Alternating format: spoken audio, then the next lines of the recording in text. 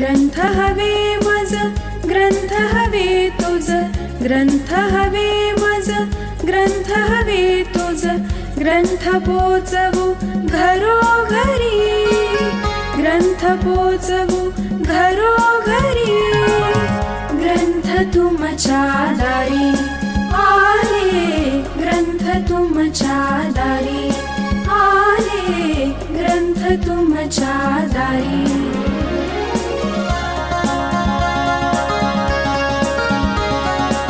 कुसुमाग्रज प्रेरणा मुची वाचन संस्कृती जपावयाची कुसुमाग्रज प्रेरणा मुची वाचन संस्कृती जपावयाची गावोगावी पेटी मधुनी गावोगावी पेटी मधुनी चाले वाचक वारी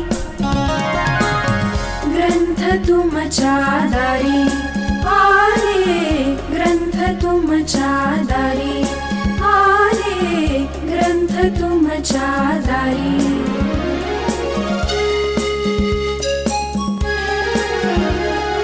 प्रतिष्ठानचा ग्रंथ श्वास हो विनायकाचा तोच ध्यास हो प्रतिष्ठानचा ग्रंथ श्वास हो विनायकाचा तोच ध्यास हो माणूस माणूस करू ग्रंथालय माणूस माणूस करू ग्रंथालय मनास देऊ भारी मनास देऊ भारी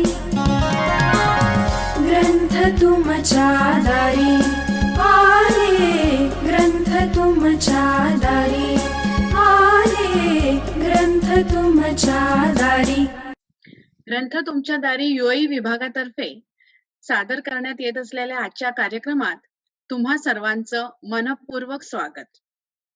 27 फेब्रुवारी हा ज्ञानपीठ विजेत्या कवी कुसुमाग्रजांचा जन्मदिवस आपण जागतिक मराठी भाषा दिन असा साजरा करतो. कुसुमाग्रजांच्याच प्रेरणेने 12 वर्षापूर्वी नाशिक मधील एक ध्येयवेड्या व्यक्तीने म्हणजे विनायकजी रानडे यांनी ही ग्रंथ तुमच्या दारी योजना सुरू केली. त्यांच्या लक्षात आलं की रोजच्या धकाधकीच्या जीवनात कितीही इच्छा असली तरी लोकांना वाचनालयात जायला वेळ नसतो आणि पुस्तकं आणायला वेळ नसतो. म्हणून त्यांनी एक वेगळीच कल्पना राबवायचं ठरवलं. ते म्हणजे ग्रंथांनाच वाचकांच्या दारी न्यायचं, त्यांच्या घरी न्यायचं. आणि अथक मेहनत आणि त्यांचा विशाल मित्रपरिवार असल्यामुळे आज हे सारे ग्रंथ म्हणजे जवळजवळ 2.25 कोटीपेक्षा जास्त किमतीची ग्रंथसंपदा केवळ महाराष्ट्र किंवा भारत नव्हे तर Switzerland, America, Japan, Australia, UAE, Oman अशा 15हून अधिक देशात जगभर मराठी वाचकांना वाचायला मिळत आहे. 5 वर्षापूर्वी दुबईत सुरू झालेली ही योजना आता युएई मध्ये सुद्धा फ्युजारा, अबुधाबी, शारजा, अजमान अशा सगळ्या अमिरातीमध्ये सगळ्यांना मराठी पुस्तके वाचायला मिळवून देत आहे. जर तुम्ही आमच्या www.gtduae.wordpress.com या साईट वरती गेलात तर तुम्हाला तुमच्या विभागातील सगळ्यात जवळचा समन्वयक कोण आहे हे कळेल आणि त्यांना संपर्क करून तुम्ही आमच्या या योजनेचे सभासद होऊ शकतात आणि हवी तेवढी मराठी पुस्तकं आपल्या घरी वाचायला नेऊ शकता आणि ते सुद्धा मोफत. शिवाय आम्ही बरेच कार्यक्रम सुद्धा करत असतो. आपल्या मराठी भाषेचा समृद्ध वारसा आपल्या पुढच्या पिढीसाठी सोपवण्यासाठी आम्ही खूप कार्यक्रम करतो. जर तुम्ही आमच्या YouTube चॅनल वरती किंवा फेसबुक पेज वरती गेलात तर तुम्हाला या सगळ्या कार्यक्रमांचं रेकॉर्डिंग बघायला मिळेल. आज सुद्धा आम्ही तुमच्यासाठी असाच एक खास कार्यक्रम घेऊन आलेलो आहोत. आज आपले पाहुणे आहेत प्रख्यात लेखक, राजनैतिक अधिकारी आणि चांगुलपणाची चळवळ सुरू करणारे डॉक्टर ज्ञानेश्वर मुळे. बरोबर ओळखलत तुम्ही. लोकसत्ता, महाराष्ट्र टाइम्स, सकाळ अशा अनेक वृत्तपत्रांना कदाचित तुम्ही त्यांची सदरं वाचली असतील. तुमच्यातील काही जण कदाचित त्यांना पासपोर्ट मॅन ऑफ इंडिया म्हणूनही ओळखत असाल, कारण त्यांच्या कारकिर्दीत भारतात 90च्या संख्येने असणारी पासपोर्ट ऑफिसेस त्यांनी जवळ-जवळ 500 पर्यंत वाढवली आणि अगदी लहान-लहान गावातल्या लोकांचे सुद्धा पासपोर्ट सुरू करण्याचे त्यांचे जे प्रॉब्लेम्स होते त्यांनी सोडवले. त्याशिवाय अ, खूप कार्य त्यांनी केलेलं आहे. मी तुम्हाला त्यांची अगदी थोडक्यात ओळख करून देणार आहे. लाटसारख्या छोट्याशा गावातून सुरुवात करून त्यांनी जगन्नाथ शंकर शेठ स्कॉलरशिप मिळवली आणि आपले ज्ञानेश्वर हे नाव सार्थ केले. एक राजनैतिक अधिकारी म्हणून त्यांनी जगातल्या अनेक दूतावासात काम केलेलं आहे. ते अमेरिकेत न्यूयॉर्क शहरात भारताचे कौन्सिल जनरल होते. मालदीव मधल्या सत्तांतराच्या राजनैतिक प्रसंगात भारताचे हाय कमिशनर म्हणून त्यांनी अत्यंत कुशलतेने सगळी परिस्थिती हाताळली. जपान, रशिया, सिरिया अशा अनेक देशात राजनैतिक अधिकारी म्हणून काम करत असताना त्यांनी भारताची मान उंचावेल असं खूप कार्य केलेलं आहे. हे सगळं काम त्यांचं चालू असताना त्यांच्यातील सहृदय माणूस आणि तरल कवी आजूबाजूच्या सगळ्या गोष्टी टिपत होता आणि त्या अनुभवातून त्यांनी जवळ-जवळ 15हून अधिक पुस्तके आणि कविता संग्रह लिहिले. त्यांचं माती, पंख आणि आकाश हे आत्मचरित्रात्मक पुस्तक आज विद्यापीठांच्या अभ्यासक्रमात अंतर्भूत आहे. इव्हन जपान आणि रशियामध्ये सुद्धा त्यांचे काही पुस्तकांचे उतारे आहेत असं मी ऐकलेलं आहे. ज्ञानबाची मेघ, नोकरशाहीचे रंग, माणूस आणि मुक्काम, स्वतःतला अवकाश अशी त्यांची अनेक पुस्तकं खूप गाजलेली आहेत. आपल्या योजनेत सुद्धा त्यांची मला वाटतं त्यांच्या 4-5 पुस्तकांच्या 70हून अधिक कॉपीज 15 देशामध्ये फिरत आहेत आणि लोकांना आनंद मिळवून देत आहेत. त्यांच्या बऱ्याच मराठी पुस्तकांचे अनुवाद अरेबिक, द्विवेही भाषा कुठली हे मला माहिती नाही पण आहे, कन्नड, इंग्लिश अशा अनेक भाषात झालेले आहेत. त्यानं स्वतःला मराठी शिवाय इंग्लिश, हिंदी, कन्नड, जपानीज आणि रशियन अशा अनेक भाषा अवगत आहेत. त्यांच्या मराठी सध्या ते मानवाधिकार आयोगाचे सभासद म्हणून कार्यरत आहेत आणि त्यांचं सगळ्यात महत्वाचं वैशिष्ट्य जे मला वाटतं की त्यांनी चांगुलपणाची चळवळ सुरू केली रिटायरमेंटच्या लगेच दुसऱ्या दिवशी. शाळे कॉलेजमधल्या अनेक मुलांना म्हणजे जवळजवळ त्यांनी 200 पेक्षा अधिक शाळांना व्हिजिट देऊन तिकडे भाषणे देऊन त्यांना तिथल्या मुलांना मार्गदर्शन केलेलं आहे. त्यांना एक सकारात्मक दिशा दाखवलेली आहे आणि माझ्या मते त्यांच्यातनं त्यांनी कितीतरी जिल्हाधिकारी सुद्धा घडवलेले आहेत. त्याहीपेक्षा चांगले मानव घडवलेले आहेत असं मी म्हणेन. त्यांचं समाजकार्य पण खूप आहे. पुरात उद्ध्वस्त झालेली काही गावे दत्तक घेऊन त्यांनी त्यांचा कायापालट घडवलेला आहे. आता करोनाच्या काळातही त्यांनी खूप कार्य केलेलं आहे. त्यांनी रोजचे वेबिनार अरेंज केले होते. शिवाय रेडिओ नावाच्या कार्यक्रमाच्या माध्यमातून जगभरात जे वेगळे जे भारतीय लोक संकटात सापडलेले आहेत त्यांची मदत ते करत असतात. मी जर त्यांच्या सगळ्या कार्याची ओळख करून दिली तर कदाचित 1 तासही अपुरा पडेल. त्यामुळे मी आवर्त घेते आणि मला खूप आनंद आहे की त्यांच्यासारखे अनुभव संपन्न ज्ञानी व्यक्ती आज आपल्याला पाहुणे म्हणून मिळाले आहेत आणि ते आपल्या कार्यक्रमात सहभागी झाले आहेत हे मी आपलं भाग्य समजते. आता मी परत एकदा ज्ञानेश्वर मुळे यांचे कार्यक्रमात मनःपूर्वक स्वागत करते. नमस्कार सर. आणि धन्यवाद. नमस्कार. आता मी विशाखाला तुमची मुलाखत घ्यायला निमंत्रण देते. ओके. नमस्कार सर. आपलं मनःपूर्वक स्वागत आहे आजच्या कार्यक्रमात. नमस्कार. नमस्कार विशाखा. नमस्कार सर. आज आपण जागतिक मराठी भाषा दिवस हा कुसुमाग्रजांचा वाढदिवस असतो म्हणून साजरा करतो. तर मला असं वाटतं की कुसुमाग्रजांच्या कवितेतल्या काही ओळींनी आपण ह्या कार्यक्रमाची आज सुरुवात करूयात. ती कविता अशी आहे. माझ्या मराठी मातीचा लावा ललाटास टिळा, माझ्या मराठी मातीचा लावा ललाटास टिळा, हिच्या संगाने गाजल्या दर्या खोऱ्यातील शिळा, माझ्या मराठी मातीचा लावा ललाटास टिळा, हिच्या संगाने जागतील माय देशातील शिळा. कुसुमाग्रजांना जरी त्यावेळेला मायदेशातील शिळा जागवणं अपेक्षित असलं तरी मला खात्री आहे की आजचे आपले पाहुणे जे आहेत ज्ञानेश्वर मुळे सर, त्यांच्यासारखा माणूस जेव्हा कोल्हापुरातून आपल्या मराठी मातीचा टिळा लावून बाहेर पडतो, सीमोल्लंघन करतो, तेव्हा नक्कीच परदेशातल्या शिळाही जाग्या होतात. सर आपलं प्रशासकीय सेवेतलं कार्य इतकं प्रदीर्घ आहे की मगाशी स्नेहल म्हणली तसं 1-1.5 तासाच्या चर्चासत्रात किंवा सेशनमध्ये ते कव्हर करणं खरंच अवघड आहे.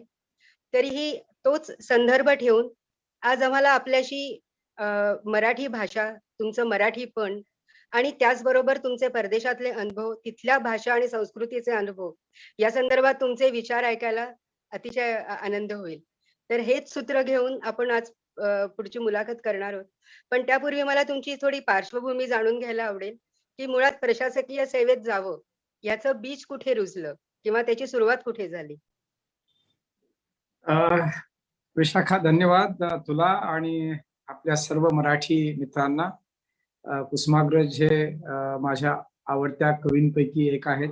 त्यांनाही विनम्र श्रद्धांजली.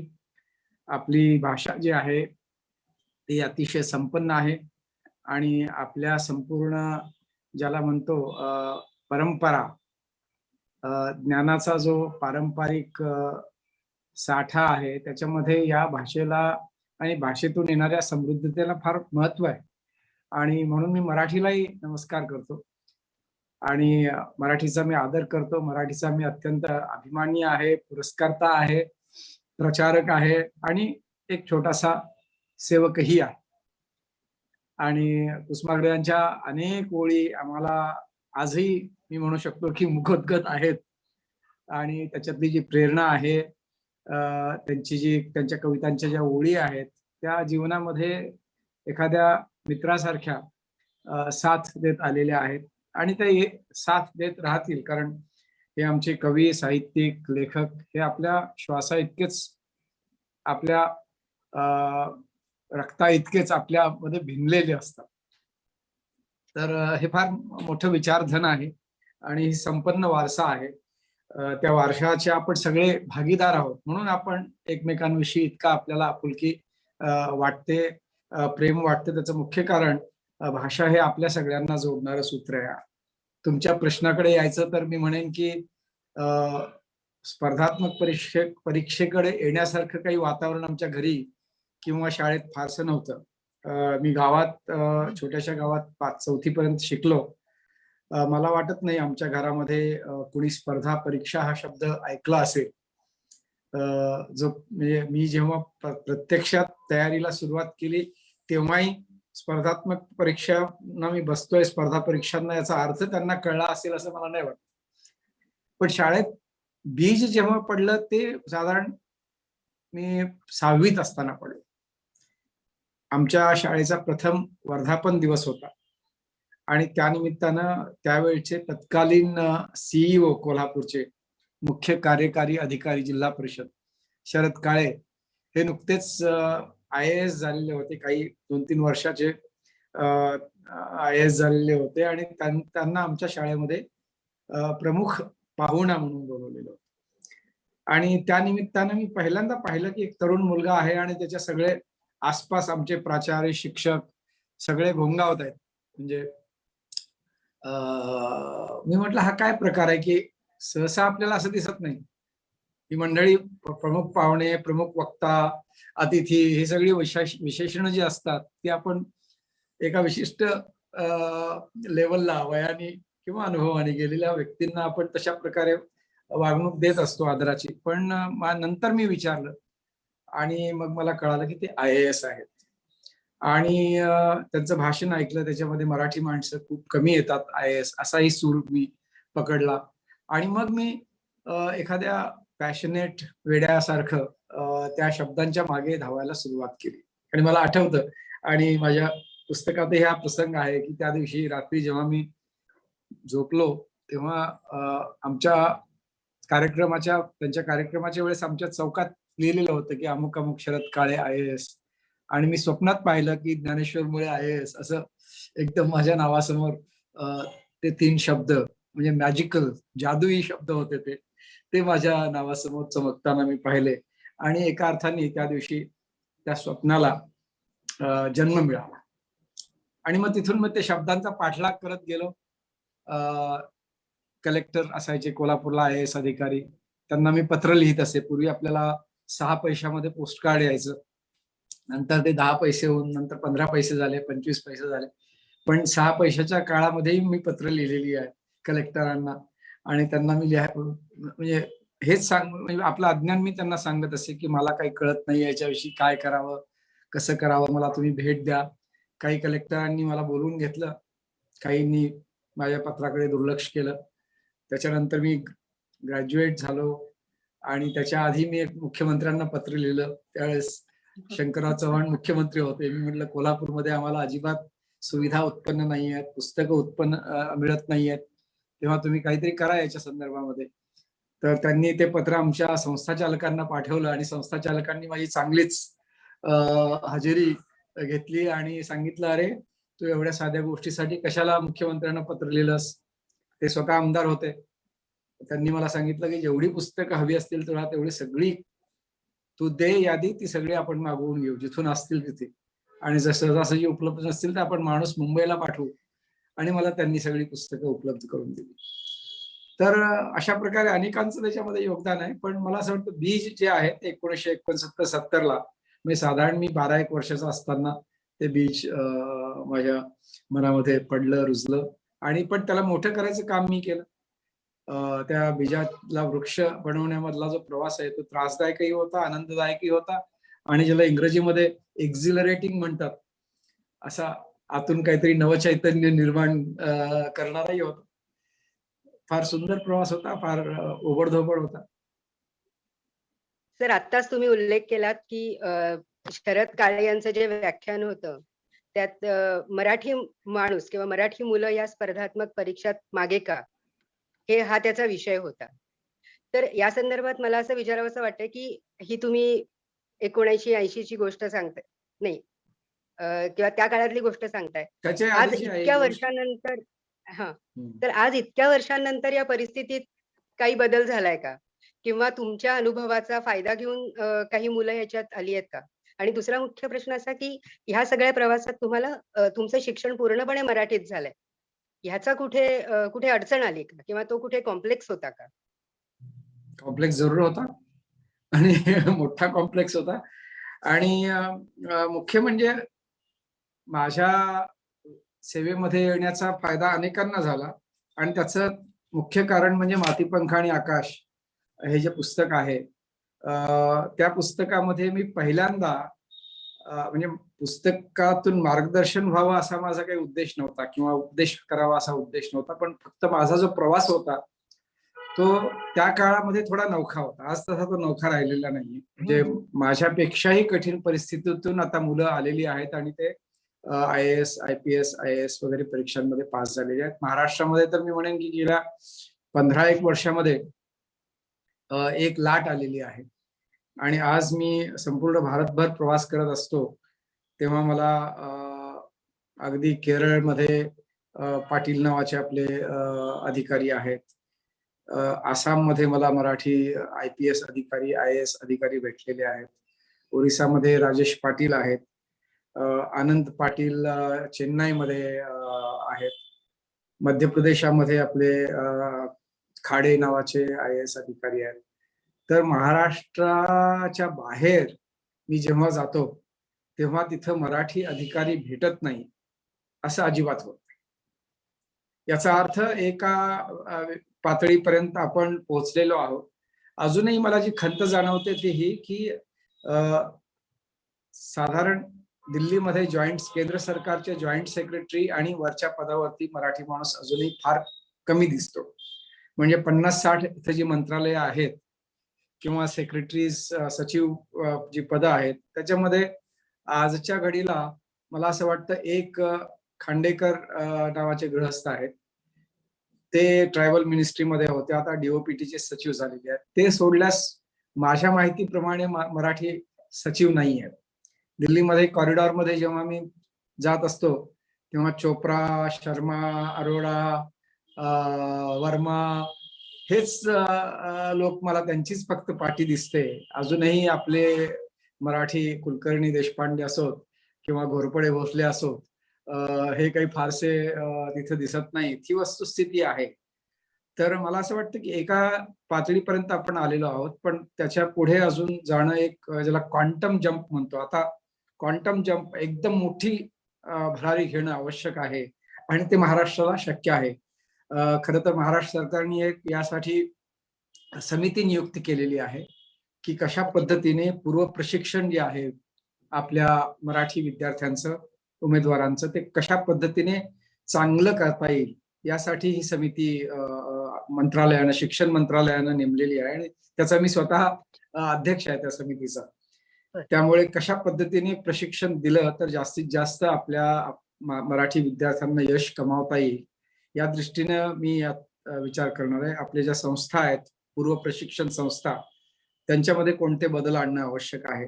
दिल्लीमध्ये कशा प्रकारचं प्रशिक्षण, जे लोक प्राथमिक परीक्षा पास होतात, उत्तीर्ण होतात, त्यांच्यासाठी कशा प्रकारचं प्रशिक्षण दिलं जाईल याच्यावरही ही समिती विचार करणार आहे. आणि सर्वांगीण या संपूर्ण प्रश्नाचा विचार करून आम्ही सगळे त्याच्यावर शासनाकडे आमचे जे रेकमेंडेशन्स आहेत ते आम्ही देणार आहोत.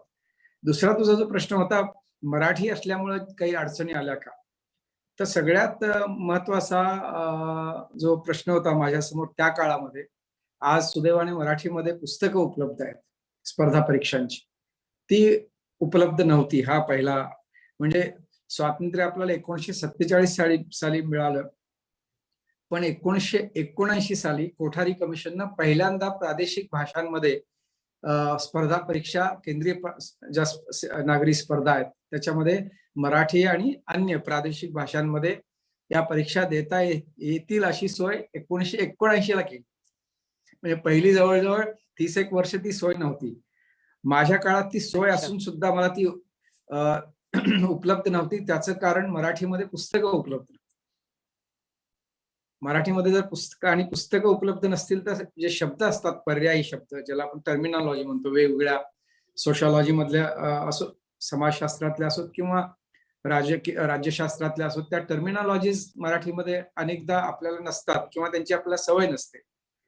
तर ती एक प्रचंड अडचण होती. दुसरी मार्गदर्शनाची अडचण होती कोल्हापूरमध्ये. तसे मार्गदर्शन करणारे कोणी सहजासहजी उपलब्ध नव्हते आणि जे उपलब्ध होते, IAS असणारे कलेक्टर असोत किंवा CEO, त्यांच्यापर्यंत जाण्यासारखं, आपल्याला तिथे जाण्यासारखी आपली परिस्थिती नव्हती. म्हणजे तो बेधडकपणा म्हणा किंवा ऍक्सेस साठी लागणारा मधला जो एक काही परिचितांचा परिचय असावा लागतो, तो आपला अजिबात नव्हता. भाषेचा प्रश्न होता, मार्गदर्शनाचा प्रश्न होता आणि पैशाचा प्रश्न होता. या तिन्ही गोष्टी होत्या. आणि याच्याशिवाय सगळ्यात विशाखा, तू जे म्हणालेस की एक न्यूनगंड होता भाषेविषयी आपल्या, ही वस्तुस्थिती आहे. तो न्यूनगंड जायला मला सर्व्हिसमध्ये आल्यानंतर सुद्धा काही वर्ष लागली. आणि मग माझ्या हे लक्षात आलं की हा न्यूनगंड खरं तर त्याच्या जागी अहंकार म्हणत नाही, पण अभिमान असला पाहिजे. मला हिंदी, इंग्रजी सोडून अन्य भारतीय भाषा येतात, त्याचा एक अभिमान असला पाहिजे असं माझ्या नंतर लक्षात आलं. आणि माझ्या फक्त इंग्रजी आणि फक्त हिंदी बोलणाऱ्या मित्रांना मी हेच सांगत असते की तुमचा जो वारसा आहे, तुमची जी प्रॉपर्टी आहे, खऱ्या अर्थानं ती फार लिमिटेड आहे. माझी प्रॉपर्टी जी आहे ती खूप मोठी आहे. कारण इंग्रजी, जेव्हा फक्त इंग्रजी माध्यमातून शिकलेल्या मुलांचा वारसा म्हणजे कोलरिज, शेक्सपियर, टेनिसन, मिल्टन यांचा वारसा, तो काय आपला वारसा नव्हे. पण जेव्हा मी ज्ञानेश्वरांच्या विषयी बोलतो, तुकारामाविषयी बोलतो, जनाबाईविषयी बोलतो, नामदेवांविषयी बोलतो, तेव्हा ते माझे आहेत आणि त्यांचा वारसा हा माझा वारसा म्हणून मी सांगू शकतो. हा मोठा फरक आहे त्याच्यामध्ये. पण हे लक्षात यायला मला थोडा उशीर झाला. पण जेव्हा लक्षात आलं तेव्हा मी भारतीय भाषांच्या वरती खूप काम केलं, त्यांना प्रोत्साहन देण्यासाठी, त्यांचा विदेशात वापर होण्यासाठी आणि विदेशात हे प्रशिक्षण लोकांना मिळावं यासाठी प्रयत्न केला. आणि हे करताना हिंदीसह सगळ्या भारतीय भाषांचा पुरस्कार मी केलेला आहे. सर, आता तुम्ही खूप चांगली बातमी सांगितलीत की म्हणजे आता शासनाकडनं पण या संदर्भात खूप म्हणजे प्रोत्साहन दिलं जात आहे. आणि तुम्हाला त्यावेळेला ज्या अडचणी आल्या, समजा मराठी पुस्तकं, मार्गदर्शन आणि थोडी आर्थिक जी काही अडचण असतील, थोडी नाही, खूपच. आज सुदैवाने ह्या तिन्ही गोष्टी आजच्या तरुणांना नसतील ह्या अडचणी, मला खात्री आहे. जसं तुम्ही म्हणलात की मराठीत पुस्तकं हे उपलब्ध आहेत, आज मार्गदर्शनाचे पर्याय उपलब्ध आहेत आणि आर्थिक अडचणी पर्यायाने कमी झालेल्या आहेत.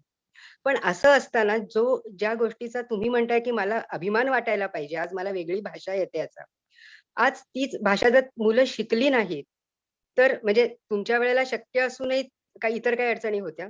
पण आता ह्या सगळ्या गोष्टी उपलब्ध असूनही मुलं मराठी भाषा शिकत नाहीयेत किंवा म्हणजे जसं आपण म्हणतो की व्यावहारिक भाषा इंग्रजी असावी, पण ती बाहेर जाण्यासाठी त्याचा एक पासपोर्ट म्हणून इतपतच वापर केला जावा का? पण तसं न होता ती पूर्णपणे आपली भाषा म्हणून लोकं आत्मसात करायचा प्रयत्न करतायत आणि आपली भाषा बाजूला ठेवतात. तर या संदर्भात तुम्ही काय म्हणाल? म्हणजे आत्ताच्या मी मी परिस्थितीत मी अतिशय स्पष्टपणे असं सांगेन की ही अत्यंत दुर्दैवाची गोष्ट आहे. आपल्याला खिशातलं पाकिट मारलं कुणी तर खूप वाईट वाटतं. एखाद्या आपल्या घरातली वस्तू चोरी झाली तर अत्यंत वाईट वाटतं, पण संपूर्ण तुमचा एक वारसा चोरीला जातो ना. एक संपन्न सांस्कृतिक वारसा जो तुमच्या आधीच्या कित्येक पिढ्यांनी हळूहळू पिढ्या दर पिढ्या तयार केलेला वारसा असतो. भाषा कशी तयार होते? भाषा घर बांधल्यासारखी तयार नाही होत किंवा एखादं हस्तकलेचं काम केल्यासारखी, पेंटिंग केल्यासारखी भाषा तयार नाही होत. भाषा जी तयार होते ती कित्येक शतकांचा एकत्रीकरण झालेलं असतं त्या भाषेत. पहिली गोष्ट. दुसरी गोष्ट म्हणजे तुमच्या सगळ्या ज्या कला आहेत, संस्कृतीच्या जितक्या विधा आहेत, वेगवेगळे प्रकार आहेत, गोंधळ असो, लावणी असो, पोवाडा असो, हातक्याची गाणी असोत, गौरी गणपतीची गाणी असोत, या सगळ्यांना स्वतःमध्ये सामावून घेणारी जी असते गोष्ट ती भाषा असते. म्हणजे माझ्या दृष्टीने सगळ्यात दुर्दैवाची गोष्ट कुठली असेल की मी माझ्या मुलाला ज्ञानेश्वरी आणि तुकारामाचे अभंग समजावून सांगू शकत नाही किंवा त्याला ती सहज कळत नाहीत, याच्यासारखी शोकांतिका माझ्यासारख्याला दुसरी कुठलीच नाही. आणि ते एकदा गेलं हातचं की ते परत येणं कठीण असतं. याचं कारण साधारणतः भाषा ही एखाद्या घरातून दुसऱ्या, जास्तीत जास्त तिसऱ्या पिढीत नष्ट होऊ शकते. पहिल्या पिढीमध्ये मुलं शाळेत इंग्रजी शिकतात. दुसऱ्या पिढीमध्ये त्या मुलांची जी मुलं आहेत ती शाळेत आणि घरी दोन्हीकडे इंग्रजी बोलतात.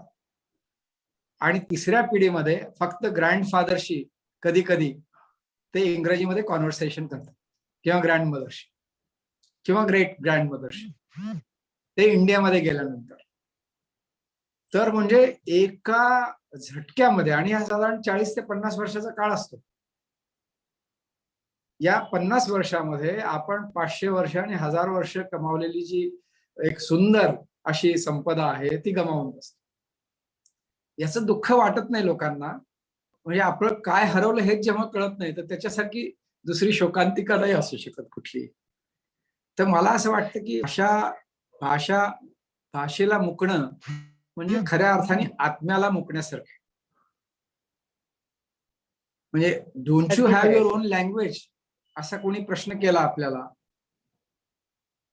तर yes we have but I don't speak my language असं कोणी म्हटलं तर त्याला आतून क्लेश होत असतील असं मला, किंवा झालं पाहिजे. सेन्सिटिव्ह व्यक्ती असेल, ती संवेदनशील असेल. आणि असं जर होत नसेल तर का होत नाही याचा विचार सगळ्यांनी आपण करणं आवश्यक. छान विचार मांडला ज्ञानेश्वरजी आता. म्हणजे खरंच आपलं काय मिस होतं ते आमच्या लक्षात आलं नव्हतं. ते एकदम तुम्ही धारदारपणे त्याची जाणीव करून दिली की आपलं काय चुकतंय याची. जेव्हा आम्ही आमच्या मुलांना की नाही घरात इंग्लिश मध्येच बोलायचं, शिक्षक आम्हाला प्रेशराईज करतात, नाही घरात मुलांशी इंग्लिश मध्ये बोला, आणि आम्ही पण त्यांच्याशी धेडगुजर इंग्लिश बोलतो, तेव्हा आम्ही किती मोठी चूक करतो हे लक्षात आलं आमच्या. आणि त्याच्यामध्ये काय आहे की स्नेहल की आपण लक्षात घेतलं पाहिजे की आपल्याला सुदैवाने आपण भारतीय लोक बहुभाषिक आहोत. खरंय. आपल्याला भाषा शिकणं दुसरी ही काही फारशी कठीण गोष्ट नाहीये. खरंय. आणि त्यामुळे इंग्रजीला वास्तव महत्व देऊ नये आपण.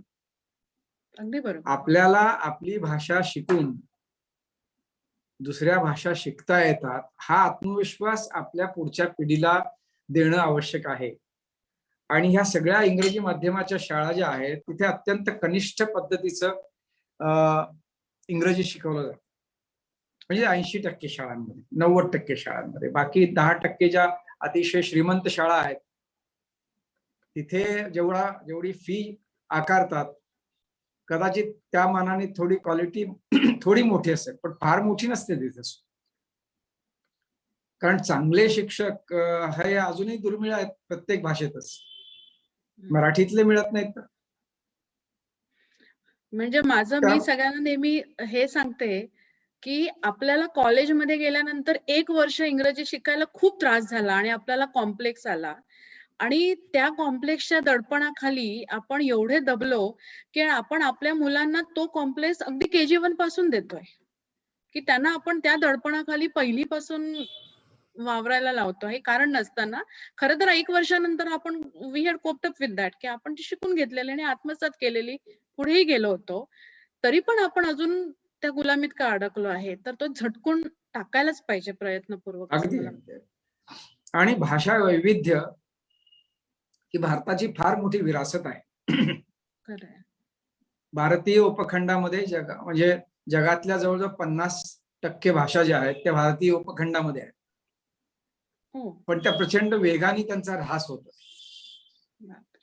आणि भाषा आपण वन्य जीवातलं वैविध्य जे आहे किंवा वनस्पतींमधलं वैविध्य जे आहे त्याच्याविषयी आज आपण बोलतो. पण भाषेमधलं वैविध्य जे आहे ते टिकवणं म्हणजे मानवी सिव्हिलायझेशन, सभ्यता, संस्कृती जी आहे ती टिकवणं आहे. आणि ती जर युनिफॉर्म जर झाली म्हणजे उद्या सगळेच लोक खरंच फक्त टाय आणि सूटच वापरायला लागले तर जग किती कंटाळवाणं आणि ज्याला गद्यप्राय दिसेल आपल्याला. किंवा सगळ्या स्त्रियांनी एकच प्रकारचे कपडे वापरायचे. आपलं जे सौंदर्य आहे जगाचं, पृथ्वीचं, ते रंगांमध्ये आहे, आकारांमध्ये आहे, वेगवेगळ्या पॅटर्न्स मध्ये आहे. सगळे पॅटर्न एक झाले तर मग आपण आपोआप निर्जीव होऊन जाऊ. आपल्यातली कविता संपेल, आपल्यातलं ज्ञान संपेल आणि आपल्यातलं विज्ञानही संपेल. कशी जी पुढची पिढी ज्याला मराठी येत नाही किंवा भारतीय भाषा येत नाही ती कशा प्रकारे सौंदर्याच्या ज्याला आपण म्हणतो सौंदर्याचा अनुभव जो आहे त्याला कशी मुकू शकते त्याचं एक उदाहरण सांगतो. आपल्या ज्ञानेश्वरीमध्ये एक ओवी आहे, शारदेचे चंद्रकळे माझी अमृत कनक कोवळे ते वेचिती मने मव्वाळे चकोर तलगे. म्हणजे शारदेच्या चंद्रकळेतले जे किरण आहेत पौर्णिमेच्या रात्रीचे ते अत्यंत मृदू मनानी चकोराची पिलं जी आहेत ती वेचतायत. आता याचं इंग्रजी भाषांतर करता येईल का? किंवा केलं तर ते कधीतरी मराठीच्या कुठे आसपास येऊ शकेल? नाही येणार. आणि म्हणून जेव्हा फक्त आपण इंग्रजीच ओळखायला लागतो किंवा इंग्रजीच समजतो तेव्हा हे संपलं ना आपल्या दृष्टीने. असे अनेक खोल अभंग आहेत, ओव्या आहेत किंवा पुस्तकं आहेत आपली, ती सगळी निरर्थक होऊन जातील. फक्त म्हणजे पहिल्या 2 पिढीत ते ग्रंथालयात राहतील, दुसऱ्या पिढीत ग्रंथालयातून ते हटवली जातील आणि वस्तू संग्रहालयात ठेवली जातील. अशी एक भाषा होती मराठी नावाची भाषा. आणि त्याच्यामध्ये असे चांगले चांगले लेखक होऊन गेले, कुसुमाग्रज होऊन गेले, नेमाडे होऊन गेले, त्याच्यानंतर कधी ज्ञानेश्वर होऊन गेले, मुकुंदराज होऊन गेले. आणि तिकडे गोमटेश्वराला जो पुतळा आहे गोमटेश्वराचा त्याच्या पायावरती तिथं चामुंडराये सुट्टायाने करवी येले म्हणून पहिली मराठीतलं जे आहे ते शब्द कोरलेले आहेत. हा सगळा फक्त इतिहासाचा भाग होऊन आहे. आज त्या दगडाशी आपलं सगळ्यांचं एक जिवंत नातं आहे. त्याचं कारण भाषा आहे. तर अशा प्रकारे भाषा फार माणसाला समृद्ध करते, मोठी करते. आणि 2 भाषांमध्ये तसा संघर्ष नसतो.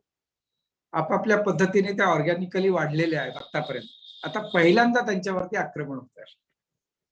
मराठीमध्ये अनेक पर्शियन शब्द आहेत, टर्किश शब्द आहेत, अरेबिक शब्द आहेत, उर्दू मधून आलेले शब्द आहेत, हिंदीतून आलेले आहेत, संस्कृत मधून आलेले आहेत, तमिळ कन्नड मधून पण आलेले आहेत शब्द.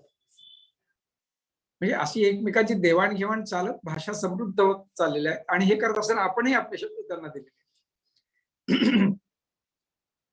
तर त्यामुळं भाषा वैविध्य आणि स्वभाषेचा अभिमान ह्या फार चांगल्या गोष्टी आहेत.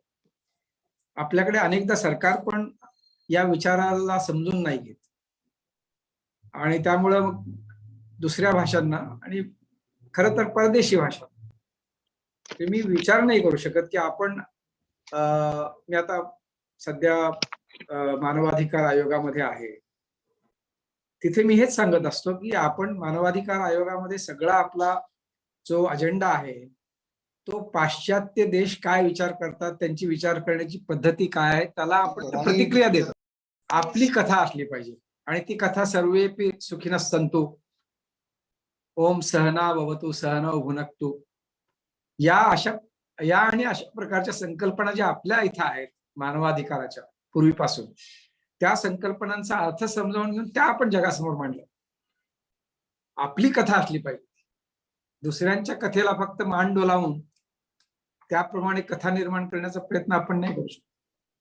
त्यामुळे भाषेची गुलामी ही बौद्धिक गुलामी होते आणि सांस्कृतिक गुलामी होते आणि मग ती पिढी दर पिढी जी आहे ती गुलामी चालत राहते आणि आपण संपत्ती नाही तयार करत, आपण फक्त दुसऱ्यांच्या संपत्तीच्या मागे धावतो, जसं आज अमेरिकेच्या किंवा पाश्चात्य राष्ट्रांच्या मागे. म्हणजे हाच विषय घेऊन आपण पुढे जायचं असलं तर जेव्हा तुम्ही इतर म्हणजे परदेशातल्या दूतावासात काम केलं तेव्हा समजा रशियात असेल, जपानमध्ये असेल, सिरिया असेल, तर या सगळ्या ठिकाणी ते लोक त्यांच्या मातृभाषेच्या जतनासाठी, त्यांच्या भाषेच्या वापरासाठी ते कसं बघतात याकडे? कारण कदाचित हा प्रश्न वैश्विकही असू शकतो, जेवढं इंग्रजीचं आक्रमण सगळ्या ठिकाणी आहे ते पाहता. फार चांगला प्रश्न आहे. आता जपानमध्ये कसं आहे की आपल्याकडे लोक काय म्हणतात की अरे मी एमएससी मला इंग्रजी केल्याशिवाय पर्याय नाही, कारण इंग्रजी कोणी एमएससी ला शिकवत नाही. डॉक्टरेट करताना ते हेच म्हणतात की डॉक्टरेट साठी जी आवश्यक टर्मिनॉलॉजी आहे, पुस्तकं जी आहेत ती सगळी मला इंग्रजीतूनच अभ्यास करावी लागते. जपानमध्ये काय करतात ते आपल्या भाषेतूनच पीएचडी असो, काही असेल त्याच्या पुढची डिग्री असो, डॉक्टरेट असो, रिसर्च पेपर्स, हे सगळे पहिल्यांदा जपानी भाषेत तयार करतात, मग त्याचं इंग्रजीत अनुवाद करतात. आणि अनुवाद करणारे स्पेशलिस्ट लोक असतात तिथे. आणि इंग्रजीमध्ये त्या विषयावरची जी अत्याधुनिक पुस्तकं असतात त्यांचं त्याच वेळेस, म्हणजे समजा आज एखादं नॅनो टेक्नॉलॉजीवरचं पुस्तक प्रसिद्ध झालं असेल अमेरिकेमध्ये, तर ते अगदी पटकन ते जपानीमध्ये त्याचं भाषांतर करतात. म्हणजे मग त्या विद्यार्थ्याला, पीएचडी करणाऱ्या विद्यार्थ्याला किंवा एखाद्या शास्त्रज्ञाला ते पुस्तक ताबडतोब मिळू शकतं, त्याच्या भाषेमध्ये तो वाचू शकतो. आणि त्याच्या भाषेमध्ये त्याला ते एकदा समजलं तर ते इंग्रजीतून तशा प्रकारे समजणं शक्य नाही.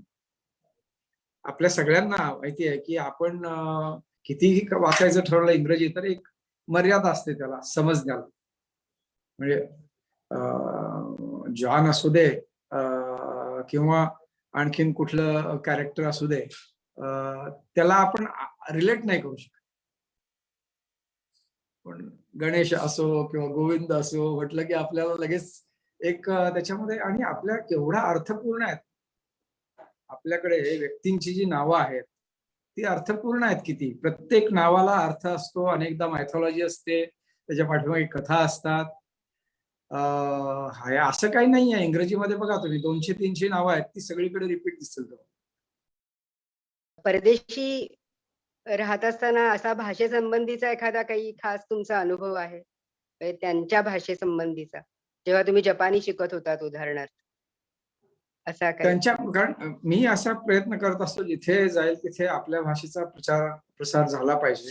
मग तो उदाहरणार्थ मी जेव्हा न्यूयॉर्कमध्ये होतो तेव्हा मी तिथे हिंदी ची दरवर्षी एक परिषद घेत होतो अगदी नियमितपणे. तिथले जे मराठी लोक होते ते मिळून एकत्र कविता वाचन, जसं तुम्ही ज्या पद्धतीने करता, पण त्यामानाने दुबई खूप जवळ आहे. जपानमध्ये आपण मराठी मित्रमंडळ स्थापन केलं मी असताना तिथे, आणि आम्ही गणेश चतुर्थी पहिल्यांदा म्हणजे साधारणतः 30-32 वर्ष झाली. तिथे पहिल्यांदा गणेशोत्सव आपण साजरा करायला सुरुवात केली. तर हे जे आहे ते करत असताना तुम्ही जेव्हा सुख करता दुःख हरता म्हणता, तेव्हा तुम्ही ते गाणं तिकडे हस्तांतरित नाही करत. संस्कृती आणि भाषा याचं दोन्हीचं हस्तांतरण होत असतं. आता आमची बायको सुद्धा सुख करता दुःख हरता म्हणते आणि तिला म्हणता म्हणता आपोआप अर्थ समजतो. ती अमराठी आहे, पण तिला अर्थ कळतो त्याचा. आणि त्याचं कारण ती भारतीय संस्कृतीमधला जो एक समान धागा आहे गणेशाचा, संस्कृतचा, कारण सुखकर्ता म्हटलं तरी संस्कृत शब्द आहे, मराठी शब्द आहे, हिंदी शब्द. तर हे असं होऊ शकतं आणि जिथं जिथं ते शक्य आहे. दुसऱ्यांची भाषा शिकणं हे कठीण नाहीये आपल्यापैकी कुणालाच. आपण पटकन इंग्रजी, आपण जगात, भारतामध्ये इंग्रजी बोलणारी भाषा ही जगात दुसऱ्या क्रमांकावरती आहे. याचा अर्थ आपण त्या भाषा शिकू शकतो असं त्याचा अर्थ. आणि याच तुमच्या तुम्हाला जे हे मराठी भाषेचं प्रेम आहे, मराठी संस्कृतीचं प्रेम आहे, त्याचमुळे तुम्ही जेव्हा तुमचे हे प्रशासकीय सेवेतले अनुभव किंवा त्याच्यावरची पुस्तकं लिहायची असं ठरवलं, तेव्हा तुम्ही ती जाणीवपूर्वक मराठीत लिहिलीत, म्हणून मराठीत लिहिलीत? नाही, मला मराठीत लिहायची 2-3 कारणं होती. एक तर मला मराठी जेव्हा लिहितो तेव्हा एक आनंद मिळतो, अगदी खरं सांगायचं. आणि मला हाताने लिहायला खूप आवडतं. अजूनही मी जे लिहितो शक्यतो ते तुम्ही पहा, दिसतं की नाही माहिती नाही, पण हा मराठी अलीकडची कविता आहे. तर हे हातानेच मी लिहितो आणि हाताने लिहिताना, मराठी लिहिताना आनंद मिळतो. इंग्रजी मी टाईप करू शकतो, पण इंग्रजी हाताने लिहायला मजा नाही. त्याचं कारण एक, इंग्रजीशी ऑर्गॅनिक संबंध नाही आहे माझ्या 5ही संवेदनांचा, जो मराठीशी आहे. शब्द ऐकला की त्या शब्दामध्ये मला 5ही संवेदना जाणवतात. कुठलाही शब्द असू दे मराठी, हे साधा अगदी खिडकीसारखा शब्द असो, प्रतिमा ती पटकन नजरेसमोर येते. खिडकी म्हटलं की अनंत अडचणी येतात. विंडो म्हटल्यानंतर ते येईलच असं म्हणायचं. तर हा जो शब्दांशी आपलं जे नातं आहे ना, ते आपल्याला कळत नाही इतकं ते आपल्या रक्तामध्ये, डीएनए मध्ये भिनलेलं असतं. आणि मग आपण ते सगळे पटकन सोडायला तयार असतो फक्त आर्थिक उन्नतीसाठी. तर हे फार महत्वाचं. आणि मराठीत मी एवढ्यासाठी केलं की माझ्या आईला, माझ्या गावकऱ्यांना मी इंग्रजीत लिहिलेलं काहीच नाही कळणार. आणि माझी अशी इच्छा होती की विदेशात असताना आपण जे, माझ्या आईला, कारण ती तशी निरक्षर असल्यामुळे मी काय करतो, डिप्लोमॅट म्हणजे काय असतो, अम्बॅसिडर म्हणजे काय असतो, हे तिला कळणं कठीण होतं. त्यामुळे निदान मी काय करतो हे तिला कळावं म्हणून मराठीत लिहिणं आवश्यक आहे. म्हणजे मग गावात कुणी, आमच्या घरातले इतर लोक तिला वाचून दाखवू शकतात, आपला मुलगा नेमका काय करतोय, हे त्याचं वैभव काय आहे, त्याच्या अडचणी काय आहेत, त्याचा आनंद जो त्याला मिळतो तो कशा प्रकारे मिळतो, हे तिला गावात बसून कळू शकतं. मी मराठीतून लिहिलं. मी इंग्रजीतून लिहिलं तर काय, लिहिलं काय आणि न लिहिलं काय, उलट न लिहिलेलं चांगलं तिच्या दृष्टीने. खूप छान विचार आहे सर हा. हा, नाही, की आवश्यक आहे. आपल्या लोकांपर्यंत पोहोचण्यासाठी आपली भाषा वापरणं हे किती महत्वाचं आहे. हा खूप छान विचार तुम्ही आज आम्हाला सांगितला.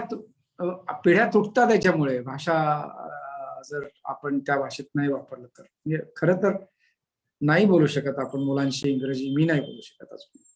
अगदीच मला वाटलं तर मी हिंदीतून बोलतो, मराठीतून बोलतो. माझी बायको हिंदीत बोलते, मी मराठीतून बोलतो, असं एकाच वेळेस.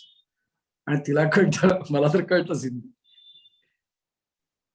हा जो प्रकार आहे तो महत्वाचा आहे. म्हणजे त्या निमित्ताने तीही मराठी शिकते, पण मीच जर मराठी बंद केलं तर मी पूर्ण हिंदीच बोलायला लागेल. तुमचा हा विचार खूप चांगला आहे की आपल्या भाषेतनं लिहिल्यानंतर आपल्या लोकांपर्यंत आपले विचार पोहोचतात, पण ह्या तुमच्या पुस्तकांची जेव्हा हिंदी, इंग्लिश किंवा कन्नड भाषेत पण काही भाषांतरं झाली, तर तेव्हा त्यांचा प्रतिसाद कसा मिळाला तुम्हाला? त्यांचा प्रतिसाद, आता गंमत अशी आहे, आता ही भाषा मला वाटतं की दुर्दैवाने एक दिसत नसावं. दिसतं का ते पुस्तक? थोडंसं दिसतंय. तर ही भाषा जी आहे ही दिवेही आहे. तू मगाशी म्हणाली ना ही दिवे ही कोणती भाषा आहे? कुठली माहिती? तर ही दिवे ही जी भाषा आहे ती आहे मालदीवची. अच्छा. आणि या मालदीवच्या भाषेमध्ये आता तिथं फारशी पुस्तकच प्रसिद्ध होत नाहीत त्या देशामध्ये. तेव्हा हे पुस्तक प्रसिद्ध आलं तर ह्याला तिथल्या स्थानिक पुस्तकांच्या शिवाय विदेशातून आलेली इंग्रजी पुस्तक आहेत तिथे. पण अशा प्रकारचं भाषांतरित होऊन गेलेलं मराठी पहिलंच पुस्तक आहे. बर. तर हा जो आनंद आहे मला वाचता नाही येत. मी हे काय ही कुठली भाषा आहे नाही वाचू शकत. पण मला माहिती आहे की हे कुठल्या पुस्तकाचं भाषांतर आहे त्याची मला कल्पना आहे. कारण ते पुस्तक जे आहे ते हिंदीतही प्रसिद्ध झालेलं आहे. ओरिजिनल ते हिंदीच होतं, त्याच्यानंतर ते इंग्रजीतही प्रसिद्ध झालेलं आहे आणि अन्य भाषांमध्येही प्रसिद्ध झालेलं. आता हे कन्नडमध्ये आहे. नाही मी वाचू शकत. म्हणजे मी बोलू शकतो कन्नड थोडस आणि परफेक्ट नाही आहे त्याच्यामध्ये फारसं. तर हा एक आनंद आहे की मला न ओळखणाऱ्या अनेक लोकांपर्यंत माझ्या भाषेमधलं माझं काम जे आहे ते त्यांच्या भाषेतून त्यांना कळतं. आता त्याच्यातले काही लोक संपर्क साधतात, काही पुस्तकांना चांगला प्रतिसाद मिळतो, काही पुस्तकांना मध्यम मिळतो, काही पुस्तकांना मिळतही नाही. पण त्याची चिंता आपण नाही करायची.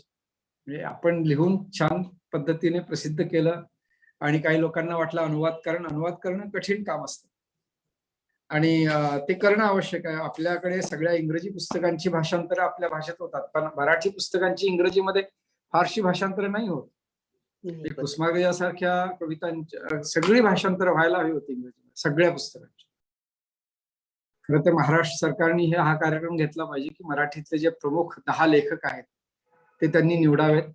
आणि जसं फुलांचं सगळं वाङ्मय उपलब्ध आहे, टिळकांचं उपलब्ध आहे, गांधींचं उपलब्ध आहे, आंबेडकरांचं उपलब्ध आहे, इंग्रजी मराठी या सगळ्या भाषांत, तशा पद्धतीने प्रमुख जे आपले साहित्यिक आहेत त्यांच्या अनुवादाची एक मोठी चळवळ सुरू होणं आवश्यक. म्हणजे चला ज्ञानेश्वरी घ्यायची आणि जगातल्या 50 भाषांमध्ये करायची भाषा आणि त्या देशांमध्ये ती 5000 कॉपीज फुकट वाटायची ज्या ठिकाणी. हे भाषा अशा पद्धतीने पसरू शकते छानपैकी. आणि कुणाला कसं गांधीजींनी रस्किनचं अन टू द लास्ट हे पुस्तक वाचलं, त्याच्यातून ते प्रभावित झाले. म्हणजे कुणाचं कसं हे होईल सांगता येत नाही. अनेकांनी गांधीजींचं पुस्तक वाचलं जगभर. म्हणजे मुळात त्यांनी गुजरातीमध्ये लिहिलं होतं माय एक्सपेरिमेंट्स विथ ट्रुथ, माझे सत्याचे प्रयोग, आपण मराठीतून वाचलेलं आहे. अनेकांनी ते अनेक भाषांमधून वाचलेले, म्हणून तसे गांधी तिथे पोहोचले. शब्दांचं हे जे सामर्थ्य आहे हे अनुवादातून सुद्धा पुढे जाऊ शकतं. कदाचित त्याच्यामध्ये तितका फोर्स नसेल किंवा अनुवाद करता जो किती चांगला आहे त्याच्यावरती तेही अवलंबून, किंवा अनुवाद करताना जर दोन्ही भाषा उत्तम येत असतील ते शक्य असतं. तुम्हाला स्वतःला काय प्रकारचं वाचन करायला आवडतं? मी विविध प्रकारचं वाचन करतो एकाच वेळेस. माझ्याकडे एक 3-4 पुस्तकं सुरू असतात एकाच वेळेस. एक माझ्या कार्यालयामध्ये असतं, एक गाडीमध्ये असतं, एक इथे घरात माझ्या अभ्यासाच्या टेबलावरती असतं आणि एक जिथे मी झोपतो तिथे उशाशी असतं. सध्या पटनायक नावाचे लेखक आहेत, ते मायथॉलॉजीवरती लिहित असतात. त्यांचं कृष्णावरती एक पुस्तक आहे, ते मी वाचलं. पण मराठी वाचताना मी पटकन वाचू शकतो. इंग्रजी मला वाचायला खूप वेळ लागतो. आजही ही वस्तुस्थिती आहे. किंवा मध्ये समजून वाचायला जास्त अजून वेळ लागतो. आणि काही वेळा मी 2-2, 3-3 महिने ती पुस्तकं वाचायला मला लागतं. मराठी इंग्रजी दोन्ही मी वाचतो. हिंदी त्या तुलनेने कमी वाचतो, पण हिंदी पुस्तकही येतात माझ्याकडे मोठ्या प्रमाणामध्ये. त्यामुळे हिंदीच्या पुस्तकांच्या प्रकाशनाला प्रमुख पाहुणा म्हणून इथे बोलवलं जातं अनेकदा आणि मी आनंदाने जातो. त्यामुळे पुस्तकं कंपल्सरी सक्तीने वाचावी लागतात. पण तो आनंददायक प्रकार आहे. वाचणं हा एक अतिशय आयुष्यातला परमानंदाचा भाग आहे आणि इतकं छान संपन्न वाटतं, भरून येतं आतून. आणि शब्दांमधलं जे सामर्थ्य आहे ते मला नाही वाटत बाकी कुठल्याही माध्यमातून ते आपल्यापर्यंत पोहोचू शकतं. चित्रपट पाहतो आपण किंवा एखादी YouTube वरती आपण एखादं भाषण ऐकतो, त्याच्यापेक्षा प्रत्यक्षात शब्द पाहणं पुस्तकामध्ये आणि उच्चारण हा एक म्हणजे सुंदरच आनंद आहे. त्यामुळे मी अनेकदा गुणगुणत असतो मराठी गाणी, मराठी कविता आणि म्हणजे त्यामुळे कुठे असलो तरी आपण मराठी जगतो आहोत. मराठी जगणं महत्वाचं आहे ना. अगदी अगदी मराठी पण जगणं, मराठी जगणं हे अतिशय महत्वाचं आहे. आणि म्हणजे माझ्या आत्म्याला जो खरा आहार मिळतो तो हा भाषेच्या आनंदाचा आहार. मला वाटतं जे आम्ही खूप बिझी आहोत आणि आम्हाला वाचायला वेळ मिळत नाही अशी कारणं सांगतात, त्यांनी हे जरूर ऐकावं की तुमच्यासारखा इतका व्यस्त असलेला सगळ्या कामांमध्ये वगैरे असलेला माणूस लोकांनी मला वाटतं हे जरूर हे ऐकावं आणि त्यातनं काहीतरी बोध घ्यावा असं मला वाटतं. कारण लोक आजकाल सांगतात की आम्हाला वेळ मिळत नाही वाचायला म्हणून, आणि आम्ही खूप नाही, प्रयत्न करतो.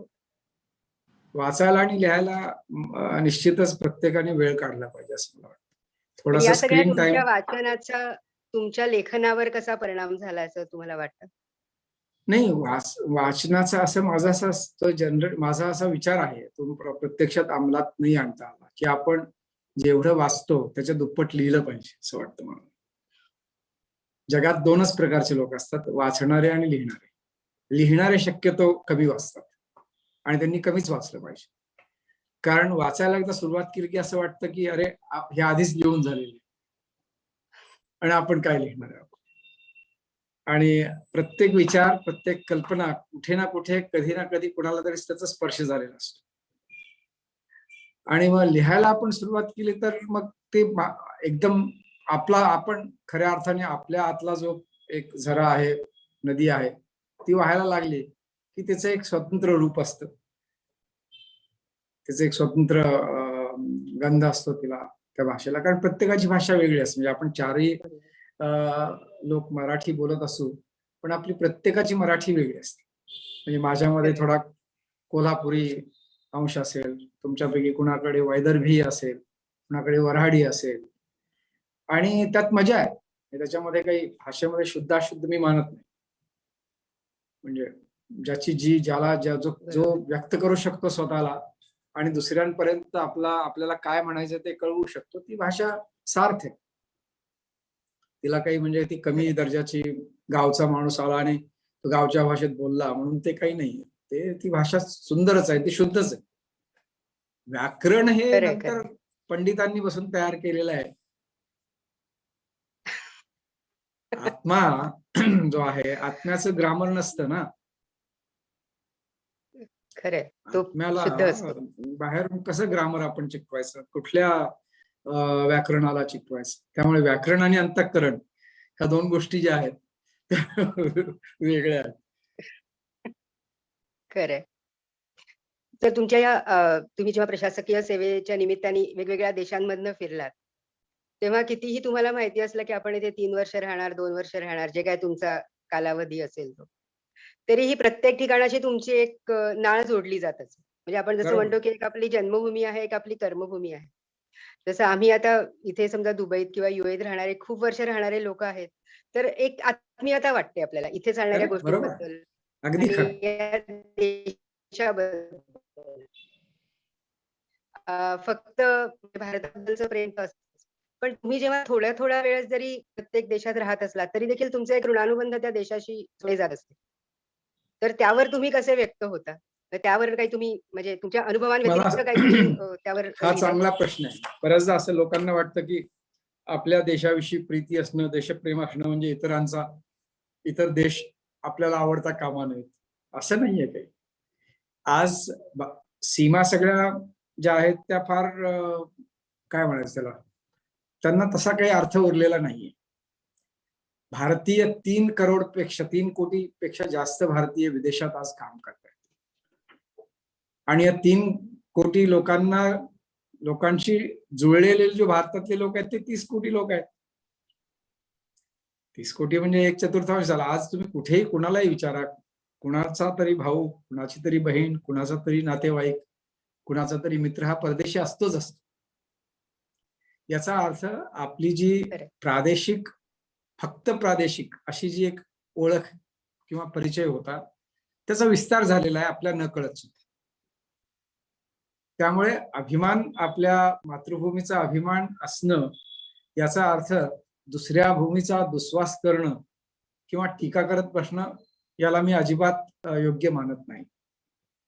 मी नेहमी माझ्या तरुण मित्रांना सांगत असतो की जिथं, ज्या हवेत तुम्ही श्वास घेता, जिथं तुम्हाला संध्याकाळची भाजी भाकरी मिळते, जिथे तुम्हाला तुमच्या कामाला एक मान्यता प्राप्त आहे किंवा जिथे तुमच्या कामामुळे तुमचा सन्मान होतो, जिथे तुमच्या खिशामध्ये 4 पैसे येतात, तो सगळा देश सुद्धा तुमचाच आहे. ती माती सुद्धा तुमचीच आहे. आणि तिच्यावरती सुद्धा प्रेम करायला शिकणं हा सुद्धा तुमच्या संस्कृतीचा एक भाग असला पाहिजे. जननी जन्मभूमीश्च स्वर्गादपि गरीयसी असं आपण म्हणत असलो तरी त्याच्यापेक्षा विश्वची माझे घर हे जास्त आजच्या काळाला जास्त अनुकूल आहे. कारण आज तुम्ही युएईत आहात, तुमची मुलं बहुतेक अमेरिकेत जातील, ठीक आहे ना, तिथून ती कदाचित भारतातही परत येतील, पण ते काय कोका कोलाचे किंवा पेप्सी कोलाचे कंट्री हेड म्हणून येतील, ठीक आहे ना. तर हे चक्रवत परिवर्तन हे चालणार आहे. आणि त्यामुळे तिथल्या चांगल्या गोष्टी, जो जयाचा गुण तो मी गुरु केला जाण, गुरुसी आले अपारपण जग संपूर्ण गुरु दिसा, ही एकनाथ महाराजांची विजन आहे, दृष्टी आहे. ती दृष्टी विदेशात असणाऱ्या प्रत्येकाने अंमलात आणली पाहिजे. आणि काही लोक मी पाहिलं, अमेरिकेत असो किंवा जपानमध्ये असो, मी पाहिलेलं आहे की ते नेहमी स्थानिक संस्कृती, स्थानिक लोक, स्थानिक खाणं पिणं याची नेहमी त्याच्यावरती टीका करत असतात, नकारात्मक. मी त्यांना म्हणून मी नेहमी सांगितलं, हे काढून टाका तुमच्या मनात. जे काही बोलायचं असेल ते इथल्या भूमीविषयी चांगलंच बोला. तसंच भारताविषयी टीका करणारे लोक असतात विदेशात बसून, त्यांनाही मी सांगत असतो भारताविषयी चांगलं बोला, त्यामुळे काही बिघडत नाही. काही आता तुम्ही निघालाच ना, भारत सोडलाच ना तुम्ही, पण त्या देशात तुम्ही जन्मला, तिथे पांग फेडायला तुम्ही तिथे नाही आहात, पण निदान चांगलं तरी बोला. ज्या भूमीमध्ये तुमच्या आधीच्या कित्येक पिढ्या राहिलेल्या आहेत, तिथल्या त्या भूमीने तुम्हाला आसरा दिलेला, तिच्याविषयी कशाला उगीच वाईट बोलता. कुठलाही देश परिपूर्ण नाहीये. आज मी बातमी ऐकली, कुठल्या तरी तिथला गोदामाला आग लागली आणि अनेक भारतीयांचं नुकसान झालं दुबईमध्ये, अशी बातमी वाचली मी. त्यांचं सगळं सामान जे आहे, साहित्य जे आहे, ते सगळं जळून गेलं. तर याचा अर्थ काय, तो देश वाईट आहे असा अर्थ नाही होत. संपूर्ण गल्फ देशांमध्ये, खाडी देशांमध्ये 90 लाख भारतीय आहेत, जवळजवळ 1 कोटी भारतीय. 1 कोटी भारतीयांना जे देश आश्रय देतात त्यांच्याविषयी आपण कृतज्ञच असलं पाहिजे. अगदी खरं. तर हा भाव मी प्रत्येक ठिकाणी घेऊन जगलेलो आहे. त्यामुळे ज्या ठिकाणी मी वास्तव्य केलेलं आहे त्या देशांविषयी मी लिहिलेलं आहे, आणि सर्वसाधारणपणे चांगलं लिहिलेलं. कारण दोष दिग्दर्शन हा काही माझ्या लिखाणाचा हेतू नाहीये. अगदी खरं, अगदी. आणि जेव्हा दोष दिग्दर्शन केलेलं आहे तेव्हा ते अशा पद्धतीने केलेलं आहे की त्याच्यामध्ये कटुता असता का? कारण सगळीकडे आपल्याकडे दोष सगळीकडे असतात, कुठे नसतात. आणि पण प्रत्येक देशाविषयी मी लिहिलेला आहे, कारण ती माझी त्या देशाला वाहिलेली एका अर्थाने आदरांजली. रशिया नव्या देशाचे आमंत्रण नावाचं पुस्तक लिहिलं. जपानविषयी तर खूप कविताही केलेल्या आहेत, लेखही लिहिलेले आहेत, आणि माझ्या माती पंख आणि आकाश त्याच्यावर पूर्ण एक प्रकरण आहे. तर अमेरिकेविषयी लिहिलेलं आहे मी. आणि ज्या ठिकाणी होतो त्या देशांवरती मी वृत्तपत्रांमध्ये स्तंभलेखनही केलेलं आहे. म्हणजे ही माझी त्या देशांच्या प्रती वाहिलेली एक आदराची भावना. बरोबर. सर असं काही तुम्ही आम्हाला ऐकवू शकाल एखादी कविता तुमची अशी लिहिलेली? मी मग आता सांगितलं ना तुम्हाला की ज्या ज्या देशांमध्ये गेलेलो आहे त्या देशांमध्ये मी त्या शहरांविषयी पण कविता केलेल्या आहेत. तर मी एक माझी दमास्कस या सिरियाच्या राजधानीविषयी केलेली कविता वाचून दाखवेल आणि एक कविता मी दिल्लीविषयी वाचून दाखवेल. नक्की. आणि म्हणून दिल्लीविषयीची जी कविता आहे ती असेल मराठीत आणि जे दमास्कस विषयी लिहिलेली जी कविता आहे ती मी हिंदीमध्ये केलेली आहे. मी तुम्हाला दोन्ही भाषांचा एक हे मिळेल, स्वाद मिळेल. तर ही दमास्कस ही अतिशय सुंदर जागा आहे आणि श्रीमंती आणि आनंद त्याचा प्रत्यक्ष संबंध असतोच अशातला भाग नाहीये. बऱ्याचदा श्रीमंती असते तिथं बऱ्याचदा माणुसकी कमी असते आणि दमास्कस हा तुलनेने फारसा श्रीमंत नाही आहे इतर गल्फ देशांसारखा, पण तिथे माणसं खूप सुंदर आहेत, छान आहेत, वागायला दिसायला सगळंच. आणि खऱ्या अर्थाने ज्याला म्हणतो ना एक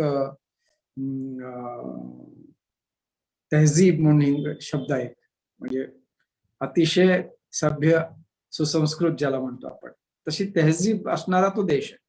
तर त्या राजधानीवरती दमास्कस शहरावरती लिहिलेली ही कविता ऐका. दम है, इश्क है, दमिश्क है शहर में. दमिश्क आपल्याकडे हिंदी लोक जे आहेत ते दमास्कसला दमिश्क म्हणतात. अच्छा. दम है, इश्क है, दमिश्क है शहर में, दिन में रात में मस्ती है दोपहर. म्हणजे तिथलं कॅप्चर करण्याचा प्रयत्न केलेला आहे. तिथलं जे एकंदरीत वातावरण असतं त्याला पकडण्याचा प्रयत्न केलेला आहे. क्या कहे इन मौसमों का, गंध भी है, फूल भी है, गर्मी है गर ठंड भी है और हवा के शूल भी है. बारिशें है, बर्फ भी है बरादा ताल भी है, गाल सारे लाल भी है, हंसिनी की चाल भी है. गाल सारे लाल भी है, हंसिनी की चाल भी है. दम है, इश्क है, दमिश्क है शहर में. इस शहर में क्या नहीं है, सुख में देखा नहीं है. तुम्ही सगळे गल्फमध्ये असल्यामुळे सुख हा शब्द तुमच्या परिचयाचा असेल. Gold market. इस शहर में क्या नहीं है, सुख में देखा नहीं है, प्यार भी है, यार भी है, झंझनाता तार भी है, इत्र भी है, मित्र भी है, इत्र भी है, मित्र भी है, हर खुशी के सूत्र भी है. हर जमीन पर मन्नते, हर जमीन पर मन्नते, पर इस जमीन पर जन्नते. हर जमीन पर मन्नते, पर इस जमीन पर जन्नते है. वो यही है, वो यही है. क्या पहाड़ी काशियों की खूबसूरत, क्या नजारा. देख लो मस्जिद यहाँ की, स्पर्श लो इतिहास सारा. स्पर्श लो इतिहास सारा. शाम क्या है, क्या सवेरा.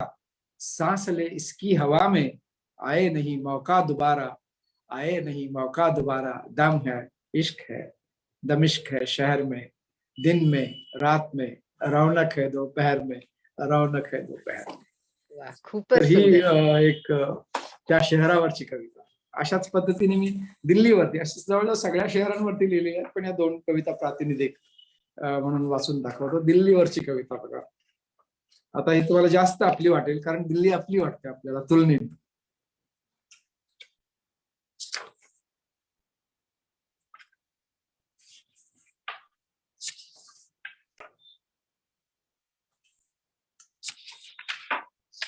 या कवितेचं नावच आहे राजपथाला मारून टक्कर. इथली जी नावं आहेत रस्त्यांची त्याच्यावरती केंद्रीभूत झालेली ही कविता आहे. ती मध्यवर्ती कल्पना आहे.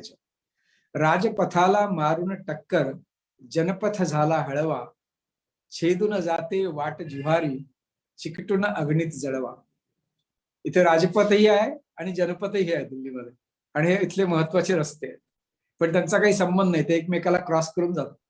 प्रातिनिधिक आणि प्रतिकात्मक याच्यामध्ये अर्थ घेतलेला आहे. जन आणि राज याच्यामधला जो फरक आहे. राजधानीतील जफर बहादूर टाळी देतो टिळका. मी इथे बहादूर शाह जफर नावाचा रोड आहे, तो टिळकांच्या टिळकांच्या नावाने जो रस्ता आहे इथे त्याला जाऊन मिळतो. राजधानीतील जफर बहादूर टाळी देतो टिळका, औरंगाला समानांतरी मोतीलालचा विळखा. इथे मोतीलाल नेहरू मार्गही आहे आणि औरंगजेब मार्गही आहे. आता तर औरंगजेब मार्गचं नाव बदलून एपीजे कलाम रस्ता केलेला आहे या नवीन आपल्या भारत सरकारने. तर आता त्यामुळे ही जी ओळ आहे ती बदलावी लागेल मला. पण ही कवितेमध्ये 2000 साली लिहिलेली कविता आहे. राजधानीतील जफर बहादूर टाळी देतो टिळका, औरंगाला समानांतरी मोतीलालचा विळखा. राजपथाला मारून टक्कर मौलानाही थक्क. कारण राजपथ पुढे जाऊन मौलाना अब्दुल कलाम रस्त्याला मिळतो. आझाद आपले जे पहिले शिक्षण मंत्री होते भारताचे. राजपथाला मारून टक्कर मौलानाही थक्क, शतशतकांची या रस्त्यांवर भेट होत असे चक्क. इथे खऱ्या अर्थानं शतकांची वेगवेगळ्या प्रकारे या रस्त्यांवरती भेट होत असा त्याचा अर्थ. बोळामधून फुलांच्या नावाने मात्र एक छोटासा बोळ आहे, महात्मा फुले लेन. त्याला रस्ता म्हणतात, रोड म्हणतात, पण तो खरंच छोटासा बोळ आहे. बोळामधून सहज बोळवण कोनाड्यातील फुले, रथ हाकारित या देशाचा संमेलन हे खुळे. झुरळे जमती राजपथावर देखावे देखावे, शतकोटींवर व्याल्या मुंग्या का नाचावे गावे. हे आपल्या देशावरती आणि राज्यकर्त्यांच्या वरती केलेली ही कॉमेंट आहे की एका अर्थाने ही झुरळच जमतात राजपथावरती. आणि कारण ह्या झुरळांना देशामध्ये एवढ्या ज्या मुंग्या आहेत 130 कोटी, त्यांना सांभाळणं कठीण झालेलं आहे. आता असा त्याच्यामध्ये जनपथ छद्मी हसतो थुंके, चौकावर विजयाच्या रात्र भुकेली पोटामधुनी भुंके उपनगरांच्या. शेवटच्या 4 ओळी आहेत. राजपथाला मारून टक्कर, जनपथ झाला हळवा, राजपथाला नाही पत्ता, पत्र लिहून कळवा. पत्र लिहून. अशी दिल्लीच्या रस्त्यांवरची लिहिलेली खूप वेगळ्या पद्धतीने लिहिलेली आहे. म्हणजे हे दिल्लीतले रस्ते खूप सगळेजण पाहतच असतील नेहमी, खूप जणांना हे माहिती असतील, पण मला वाटतं इथेच कवीचं किंवा लेखकाचं मन दिसतं की त्याला नेहमीच वेगळी दृष्टी असते. अगदी खरं, अगदी खरं. म्हणजे खूप छान कविता होत्या सर दोन्ही. आणि तुमची दमास्कस वरची तर मला खात्री आहे युएई किंवा इकडच्या लोकांना ते वातावरण नक्की आपलंसं वाटलं असेल आणि ती कविता नक्की तेवढी पोहोचली. युएई मध्ये भरपूर सिरियाचे लोक आहेत, सिरियन लोक भरपूर आहेत तिथे. बरोबर. आणि त्यांचा स्वभाव वेगळा असेल, तुमच्या लक्षात आला असेल. त्यांची एकंदरीत वागणूक जी आहे अदबीने वागतात त्या अतिशय, आणि अतिशय नम्र, जनरली खूप नम्र असतात. आणि भाषेमध्ये एक मृदू भाव असतो त्यांच्या. खरंय खरंय. सर आता थोडंसं आपण कार्यक्रमाच्या शेवटाकडे येऊया. ते तुमचे अनुभव, तुमच्या कविता किंवा आम्हाला ऐकायला खरंच खूप छान वाटतंय, पण कुठेतरी आपल्याला शेवटाकडे जायला पाहिजे. पण तो शेवट ह्या तुमच्या चांगुलपणाच्या चळवळीने किंवा त्याच्याबद्दलच्या तुमच्या विचारांनी व्हावा असं मला वाटतं. त्याबद्दल आम्हाला थोडंसं सांगा. बरोबर. हे चांगुलपणाची चळवळ जी आहे की ही तुमच्या माझ्या मनातली चळवळ आहे. आपण सगळेच आपल्या देशातल्या वेगवेगळ्या गोष्टींवरती विचार करत असतो. अनेकदा आपण टीका करत असतो. मग आपल्या देशातलं गरिबी असो, भ्रष्टाचार असो, अव्यवस्थापन असो, शासन यंत्रणेतली ढिलाई असो. मला असं वाटतं की आपण सगळेच या गोष्टीला जबाबदार आहोत. आणि चांगुलपणाची परंपरा आपल्याकडे तशी जुनी आहे, त्याचं महत्वही आपल्याला माहिती आहे. आणि असं जरी असलं तरी समाजामध्ये एक नकारात्मकता, नैराश्य, निगेटिव्हिटी आलेली आहे. तर आम्हाला असं वाटलं की हा जो चांगुलपणा असायला हवा, यायला हवा समाजामध्ये. आणि बऱ्याचदा तो आपल्याला विदेशांमध्ये दिसतो, कारण तिथे तो इन्स्टिट्यूशनलाइज झालेला आहे. म्हणजे आपल्याकडे मर्सिडीज मधून थुंकणारा माणूस जो आहे तो अमेरिकेत गेला तर कागदाचा कपटा जो असतो तो व्यवस्थित तो त्या कोपऱ्यात ठेवलेल्या बिन मध्येच टाकतो. तर हे का होतं, त्याचं कारण एक सार्वत्रिक ज्याला म्हणतो की उदासीनता आलेली आहे. आणि ही जोपर्यंत जात नाही तोपर्यंत आपल्याला आपल्या खऱ्या राष्ट्रीय विषयसूची किंवा अजेंडा म्हणतो त्याच्यावरती काम नाही करत. आणि हे चांगलं म्हणजे काय याची कल्पना आपल्याला प्रत्येकाला आतून असते, मनातून. उदाहरणार्थ आपल्या संविधानामध्ये सुद्धा जसं मूलभूत हक्काचं वर्णन आहे, हक्कांचं वर्णन आहे, तशाच पद्धतीने मूलभूत कर्तव्यांचंही वर्णन. पण ही कर्तव्य तिथे आहेत, त्याचं पालन करावं असं फारसं आपल्याकडे सांगितलं जात नाही. तर आम्हाला वाटलं अशी एक चळवळ असावी की सगळ्या चळवळींना कवेत घेते, जी समता, स्वातंत्र्य आणि न्याय या मूल्यांचा पुरस्कार करते, कारण ते आपल्या संविधानामध्ये आहे. म्हणून जी पक्ष विरहित आहे किंवा पक्षाच्या पलीकडे आहे, जी राजकीय ज्याला पक्षांचं जी संस्कृती आहे त्याच्याही पुढे जाणारी आहे, आणि जी माणसांमधला संवाद वाढवते, प्रेम वाढवते, सौहार्द वाढवते, अशी चळवळ आवश्यक आहे. आणि ती कशी येईल? ती येईल जेव्हा आपण खऱ्या अर्थानं आपल्या दररोजच्या व्यवहारामध्ये सकारात्मक होऊ, सर्जनशील होऊ आणि समावेशक होऊ. हे आपलं वागणं जे आहे, तर मला असं वाटतं की हे 3 गुण जे आहेत, सकारात्मकता, सर्जनशीलता आणि समावेशक, हे याच्यासाठी कुणालाही पैसे द्यावे लागत नाही आणि हे प्रत्येक जण आपल्या जीवनामध्ये आणू शकतो. आज याचा अभाव आपल्याला जाणवतो. म्हणजे आपण म्हणतो क्रॅब मेंटॅलिटी, खेकड्याची मनोवृत्ती जी आहे, एकमेकांना खाली खेचण्याची, त्याची काही आवश्यकता नाही. या पृथ्वीवरती प्रत्येकाला उत्तम प्रकारे जगता येईल अशा प्रकारे नैसर्गिक संसाधनं उपलब्ध आहेत. आपल्याकडे चांगुलपणासाठी आवश्यक असणारं संविधान उपलब्ध आहे. एक चौकट जी लागते प्रशासनाची ती आहे. मग आता करायचं काय? तर प्रत्येकाने ठरवलं पाहिजे की मला या 3 मूल्यांवरती आपलं जीवन जे आहे ते पुढे न्यायचंय. आणि इतर लोक काही म्हणत मी सकारात्मक राहणार आहे, ठीक आहे, परिस्थिती बदलू शकत नाही, पण म्हणून मी मनस्थिती माझी खराब करून काय? तर त्याला प्रॅक्टिकल आम्ही असं रूप दिलेलं आहे की प्रत्येक व्यक्तीने निदान एक तरी चांगला उपक्रम हाती घ्यावा. मग ते एखादी संस्था असावी, वृद्धाश्रम असेल, ऑर्फनेज असेल, अपंग आणि दिव्यांगांसाठीचं काम असेल, किंवा समाजाच्या ज्या ज्या क्षेत्रामध्ये आपल्याकडे भिकारी असतात त्यांच्या पुनर्वसनासाठी, प्रशिक्षणासाठी, किंवा त्यांना त्यांचं जीवन व्यवस्थित मार्गी लागावं यासाठी प्रयत्न असतात. आपल्याकडे वेश्या असतात, त्यांचे प्रश्न आहेत. आपल्याकडे तृतीय पंथी लोक आहेत, त्यांचे प्रश्न आहेत. तर हे सगळे जे घटक आहेत त्याच्यातले एक घटक घेऊन त्याच्यासाठी काम करणं, आपल्या दररोजच्या जीवनामध्ये सकारात्मकता आणणं. आपल्या आसपास समजा एखादा आपली घरामध्ये काम करणारी जी मोलकरीण ज्याला आपण म्हणतो, तिचा मुलगा असेल, तिची मुलगी असेल, तिच्या शिक्षणासाठी मदत करणं शक्य असेल ते करणं. आणि याच्यापेक्षा जर मोठी व्हिजन असेल तर एखादा प्रोजेक्ट घेऊन काम करणं.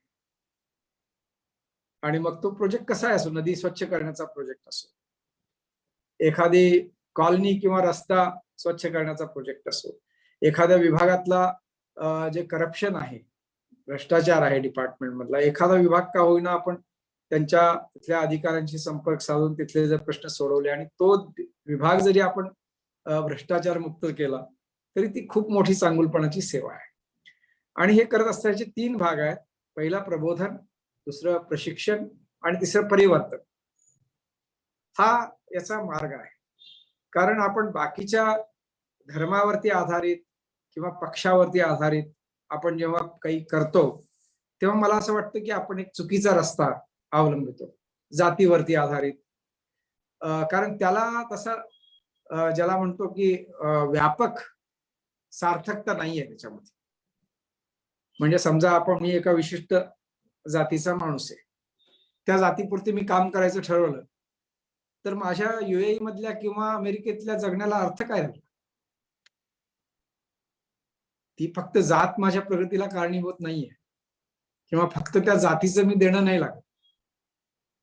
तर ही जी भावना आहे संकुचितपणाच्या थोडासा पुढे जाऊन स्वतःच एक व्यापक आणि विशाल रूप पाहण्याची संधी म्हणजे चांगुलपणाची चळवळ. मला असं वाटतं की शब्दात सांगण्यापेक्षा मी याच्यावरची एक कविता तुम्हाला वाचून दाखवावी आणि त्यांनी आपण शेवट करू शकतो. त्या कवितेचं नावच आहे चांगुलपणाचे अभयारण्य. गुड मॉर्निंग आणि गुड नाईट मध्ये, या दोन्ही मध्ये अधिक आशय भरता येईल का आपल्याला? झाडांसारखं जमिनीला घट्ट पकडून ठेवत अवकाशात फुलांचा परिमळ उधळता येईल का आपल्याला? संसदेतली शांत, संयत, समतोल, सहृदय, मनमोहक कुशाग्र चर्चा ऐकताना कधीतरी आपले डोळे भरून येतील का? रस्त्यांवरची वाहनं निर्झरासारखी प्रवाहित होत मनाला अंतर्मुख करतील का? कुठेतरी पूर्णविराम आहे का? हाथरस, निर्भया, खैरलांजी अशा शब्दांतून येणाऱ्या आकांताला. एक एक पानावर पसरलेली प्रदूषणाची पुट नाजूक हलक्या स्पर्शांनी झटकता येतील का? कोरोना काळात शेकडो मैल अनवाणी चालता चालता मध्येच बाळंत झालेल्या आया बहिणींचा कंठातच थांबलेला आक्रोश आमच्या बैठकीच्या खोलीत येऊ शकेल का? टाळूवरचे लोणी खात खातच आगामी अनुदानाच्या टोकऱ्या गायब करणाऱ्यांच्या पायाखालची वाळू कधीतरी सरकेल का?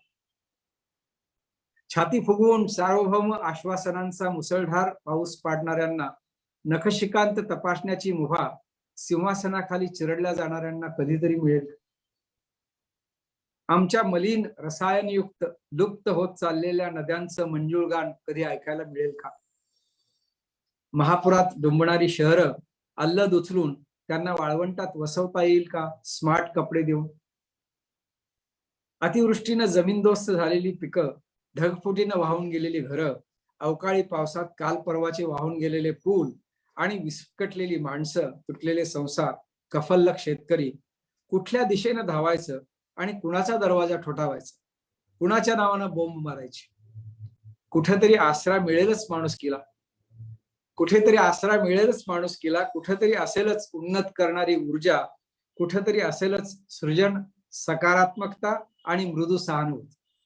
माणूस जेव्हा मिठी मारतो अकारण दुसऱ्या माणसाला किंवा घरंगळतात अनावर अश्रू इतरांच्या जखमांच्या चाहुलीने आणि शिवशिवतात हात दिसेल तिथं उद्यासाठीच्या स्वप्नांची रोपं लावण्यासाठी, दिसेल तिथं उद्यासाठीच्या स्वप्नांची रोपं लावण्यासाठी शिवशिवतात हात, त्या बिंदूपासून एक नयनरम्य सर्वसमावेशक गर्द झाडीचं अभयारण्य सुरू होतं. त्या बिंदूलाच एक अपूर्व मैफल, एक सुखद पुढचं पाऊल किंवा खरं तर चांगुलपणा असं म्हणतात. खरं तर चांगुलपणा असं म्हणतात. नमस्कार. खूप सुंदर सर. मला अगदी खात्री आहे की आपल्या आजच्या या मुलाखतीनंतर सगळेच प्रेक्षक वाचक एक खूप चांगला विचार घेऊन इथून जातील. मग तो भाषेसंबंधीचा असेल, कुठल्या सामाजिक कार्यासंबंधीचा असेल आणि मुळात एक चांगलं माणूस बनण्यासंबंधीचा असेल. तर मला वाटतं हेच आपल्या आजच्या मुलाखतीचं फलित आहे. आणि मला खात्री आहे की आम्ही सगळेच जण ज्या कुठल्या रूपांनी या चळवळीशी संबंधित किंवा जोडले जाऊ शकू त्याचा आम्ही नक्की प्रयत्न करू आणि त्यातनं काहीतरी नक्की चांगलं काहीतरी होईल. तर अशा आशादायक नोटवर आपण आजच्या मुलाखतीची सांगता करूयात आणि एक औपचारिक समारोपासाठी मी डॉक्टर पल्लवी बारटक्के यांना विनंती करते. धन्यवाद. धन्यवाद विशाखाताई. मंडळी, एक व्यक्ती म्हणून जगण्यापेक्षा एक व्यक्तिमत्व म्हणून जगावं असं म्हटलंय. कारण व्यक्ती ही कधी ना कधीतरी संपते, परंतु व्यक्तिमत्व हे सदैव जिवंत राहतं आपल्या कार्यामधून. असेच राजनैतिक, सामाजिक आणि आपल्या साहित्यिक क्षेत्रांमध्ये भरीव योगदानामुळे जे वेगळा ठसा उमटवलेले आहेत असे व्यक्तिमत्व आपल्या मातृभाषेतील शब्द आपल्या संवेदनांशी जोडलेले असतात, आपल्या DNA मध्ये भिनलेले असतात.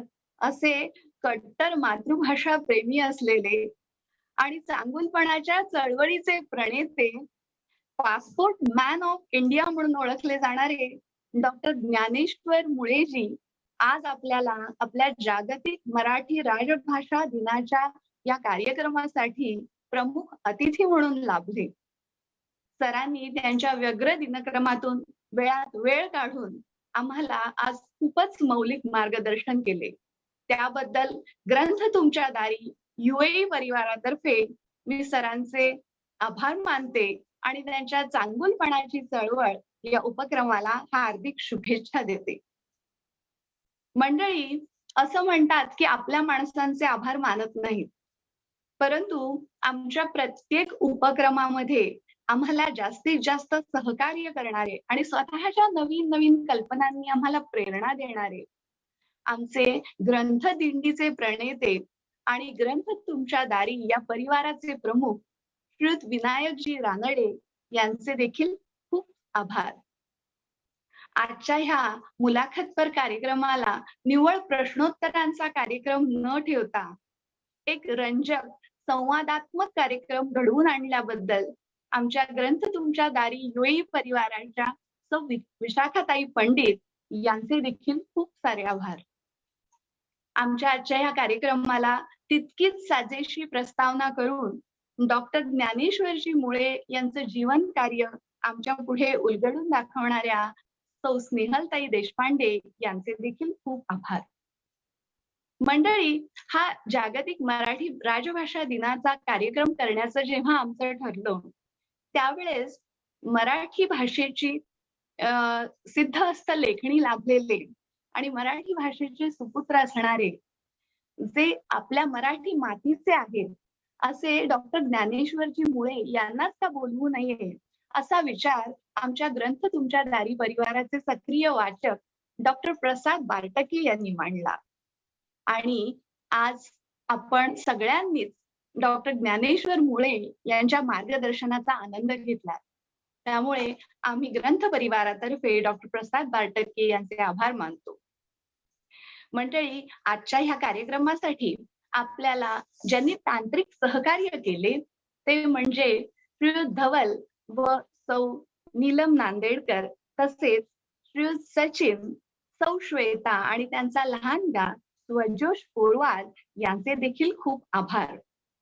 आपल्या रोजच्या धकाधकीच्या जीवनातून वेळात वेळ काढून मातृभाषा प्रसाराच्या आमच्या ह्या योजनेला पुढे चालू ठेवण्यासाठी ग्रंथ तुमच्या दारी युएईच्या सर्व समन्वयकांनी खूप प्रयत्न घेतले आहेत, घेत आहेत आणि म्हणूनच या सर्व समन्वयकांचे देखील मनापासून आभार. आजच्या या कार्यक्रमाला उपस्थित राहून या कार्यक्रमाची शोभा वाढवल्याबद्दल सर्व रसिक प्रेक्षकांचे देखील खूप आभार. मंडळी, या जागतिक मराठी राजभाषा दिनानिमित्तच्या कार्यक्रमात मला आभार प्रदर्शनाची संधी दिली आणि या कार्यक्रमाचा भाग बनवले म्हणून मी डॉक्टर पल्लवी बारटके आपल्या ग्रंथ तुमच्या दारी परिवाराचे खूप आभार मानते. प्रत्यक्षपणे आणि अप्रत्यक्षपणे ज्यांनी कोणी या कार्यक्रमासाठी सहकार्य केले आहे त्यांना खूप खूप आभार देऊन हा कार्यक्रम आज इथे संपतो असं मी आपल्या समोर जाहीर करते. धन्यवाद.